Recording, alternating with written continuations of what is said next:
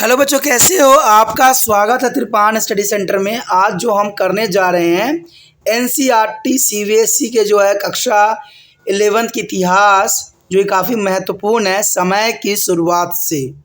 ये इतिहास का चैप्टर है, यानी एनसीईआरटी जो है हम करेंगे सीबीएसई के क्लास 11 हिस्ट्री जो है from the beginning of the time. काफ़ी महत्वपूर्ण ये चैप्टर है और इसमें हम कुछ क्वेश्चनों को जो है हिंदी इंग्लिश दोनों ही माध्यम में आपके समक्ष प्रस्तुत करेंगे। और ये एग्ज़ाम व्यू से भी काफ़ी महत्वपूर्ण रहेगा। यहाँ तक कि एग्जामिनर इससे अधिक कोई क्वेश्चन नहीं पूछा जाएगा, जो क्वेश्चन हम यहाँ पर डिस्कस करेंगे। यहाँ जो हमारे समक्ष क्वेश्चन अगला आया है काफ़ी महत्वपूर्ण है। देखिए, हमने औजार की बात की, लेकिन हमने देखा नहीं कि उस समय उन्होंने कौन कौन से औजार जो है करना जान चुके थे। तो इसी पे ये क्वेश्चन प्रकाश डालेगा कि सबसे पहले औजार का प्रयोग सबसे पहले किसने किया था। इसमें हमने क्वेश्चन पे डिस्कस पहले भी किया था।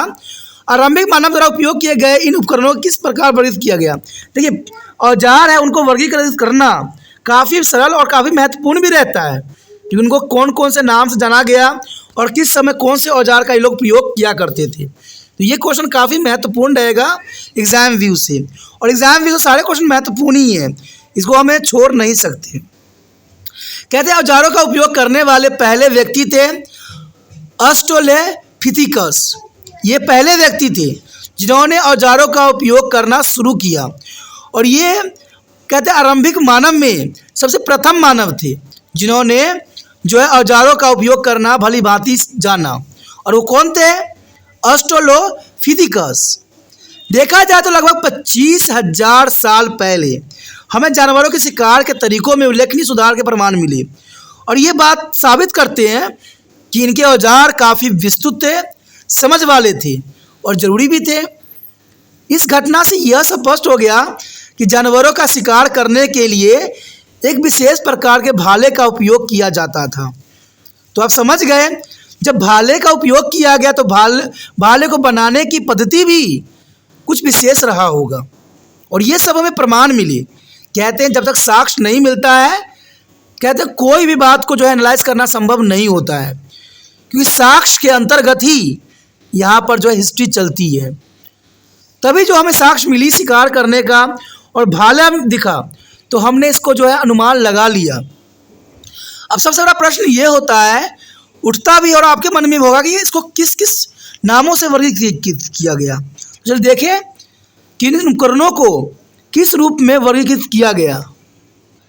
देखा जाए तो आरंभिक मनुष्य द्वारा उपयोग किए जाने वाले उपकरणों के 3 प्रकार में यहाँ पर वर्गीकृत किया गया, जो काफ़ी महत्वपूर्ण था।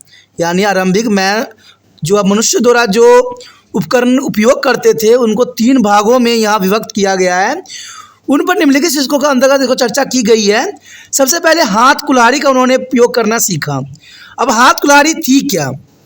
देखा जाए तो इनका उपयोग वो चपटा मारने के लिए किया करता था, और शुरू में इन्हें बिना जो है हैंडल के इस्तेमाल किया जाता था। यानी देखा जाए तो कुल्हाड़ी का उपयोग पहले बिना हैंडल का उपयोग किया जाता था, लेकिन बाद में इसमें लकड़ी का हैंडल लगाने जाने लग गया और इसका अधिक बलपूर्वक प्रयोग करना संभव हो गया। क्योंकि जब पहले सिंपल कुल्हाड़ी होती थी उसका उपयोग करना बहुत ही मुश्किल होता था बिना हैंडल के, लेकिन जब उन्होंने हैंडल इसमें उपयोग करना शुरू कर दिया तो ये काफ़ी जो है मजबूत और जो है काफ़ी से फोर्स लगने लग गया।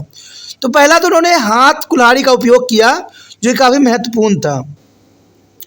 उस बाद कॉपर का इन्होंने इस्तेमाल किया, यानी तांबे का उन्होंने उपयोग किया। ये केवल एक दिशा में तेज धार वाले भारी पत्थरों से बने होते थे चॉपर।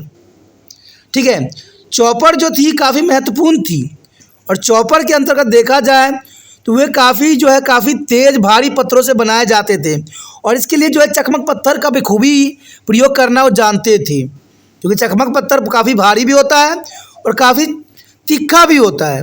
इसलिए उन्होंने चॉपर का उपयोग करना उन्होंने समझा, और उन्होंने उसके वो मांस काटने के लिए उपयोग किए जाते थे, जो कि काफ़ी महत्वपूर्ण था।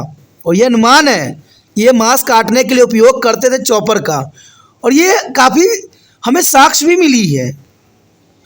उसके पश्चात हमारे समक्ष आता है प्रतदार उपकरण। ये काफ़ी महत्वपूर्ण है। कहते हैं इसका उपयोग बड़ी कार्य के लिए चाकू और खुरदुरी के रूप में किया जाता था, और मनुष्य के आरंभिक इतिहास के हजारों वर्षों में हमें केवल कच्चे पत्थर के औजार ही अवशेष मिले हैं। यानी हजारों वर्षों में हमें सिर्फ केवल कच्चे पत्थरों के ही औजार मिले हैं, इसमें कोई दो राय नहीं है। और कहते हैं पर्वतधार उपकरण जो थे चाकू और खुरदरे रूप में प्रयोग होता था, और इन उपकरणों की कुछ विशेषता थी। ये उपकरण अक्सर नदियों के छठ के किनारे या झोपड़ियाँ गुफाओं में पड़े पाए जाते हैं। कहते हैं जहाँ आरंभिक मनुष्य रहा करते थे और जो है जंगली जानवर की तलाश में घूमते थे। यानी ये उपकरण जो हमें मिले हैं वो छतों के किनारों मिले हैं या झोपड़ियों या गुफाओं में पड़े मिले हैं। और ये आरंभिक मनुष्य जो है जंगली जानवरों के तलाश में ये घुमा करते थे और इन्हीं औजारों का जो उपयोग भलीभांति करते थे। उसके द्वारा बनाए गए उपकरण कई उद्देश्य को पूरा करते थे, जैसे मृत जानवरों की निकालना, उनका मांस काटना आदि। काफ़ी महत्वपूर्ण ये उपकरण थे जो आदि मनुष्य बखूबी प्रयोग किया करते थे और ज़रूरी भी था। कहते हैं लगभग 25 साल पहले भाला फेंकने वाला और धनुष और तीर जैसे नई प्रकार के उपकरण अस्तित्व में आए। तो 35 साल पहले ये काफ़ी महत्वपूर्ण थे, जहाँ पर भाला फेंकने, धनुष और तीर जैसे कई प्रकार के उपकरण जो है साक्ष्य के रूप में प्रस्तुत हुआ। देखा जाए तो ये काफ़ी महत्वपूर्ण यहाँ पर टॉपिक था जो हमने यहाँ पर डिस्कस किया। अगर आपको ये बात समझ में आई, अच्छा लगा, अगर आप दिल से त्रिपाठी सेंटर की मदद करना चाहते हो तो जितना हो सके इस वीडियो को शेयर कीजिए। और शेयर करने कुछ नहीं करना है, यूट्यूब से लिंक को कॉपी करना है और व्हाट्सएप एड्रेस पे लगा देना है। पहली बार वीडियो देख रहे थे, पहली बार मेरे चैनल पे आए हो तो जर्नल सी बात है, चैनल को सब्सक्राइब कीजिए और अपने मोबाइल में सेव कीजिए।